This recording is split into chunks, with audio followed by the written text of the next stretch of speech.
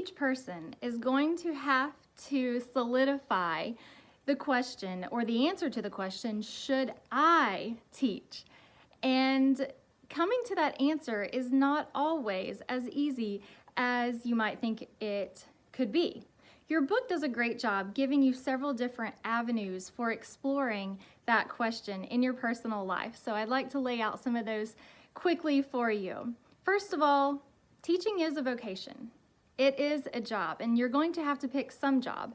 And so one way that you could answer that question is look at the pros of teaching, the cons of teachings, and compare that to other job opportunities that you might have, and line them up and look at them comparison and contrast method. Another thing that could help you is vicarious experiences. Watch a movie that highlights a classroom scenario. Read a book about a teacher, or read a book that a teacher has written about being in the classroom, and recognizing that you're putting yourself in their shoes, and so it's not going to be clear cut and it's not going to be actual for you, but vicariously, can you imagine yourself in their shoes, facing whatever they face in the classroom, triumphs and struggles? Does that appeal to you? Does that make sense for your personality and the way that you have been created? Another way is through guidance. Talk to your significant others, those people who know you best and who believe in you. Maybe it's your parents, maybe it's a former teacher, maybe it's a coach, someone that knows who you are, and ask them if they can visualize you as a teacher. And this could be a really great way to determine if this is your best career path. Another option is, of course, reflecting. And we'll be doing a series of reflection exercises this semester to help us discover if teaching is a good profession, and noting that reflection is a valid and essential role in an effective teacher's life. And then finally, real encounters.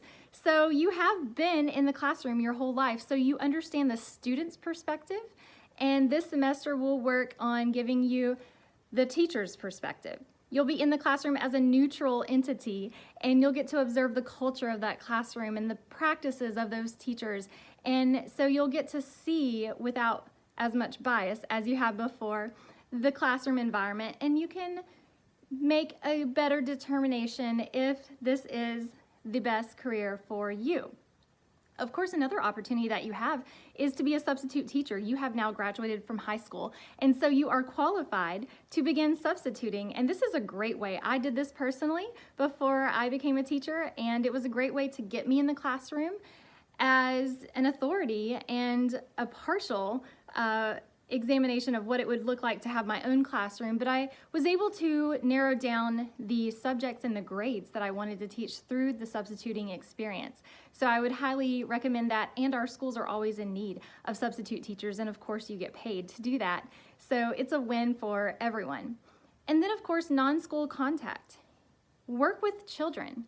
Volunteer your time, whether it's helping to coach a Little League team or hanging out with schools in an after-school program where you can actually, of course, get paid. There's one on our campus, the Boys and Girls Club, or volunteering maybe with your local church in the youth ministry department. But do you enjoy being around the young people? If you don't, then this is probably not the best career path. And then, of course, taking all of these tests, these ways that we can figure out the best career path, is the best to explore multiple roads to see if teaching will fit for you.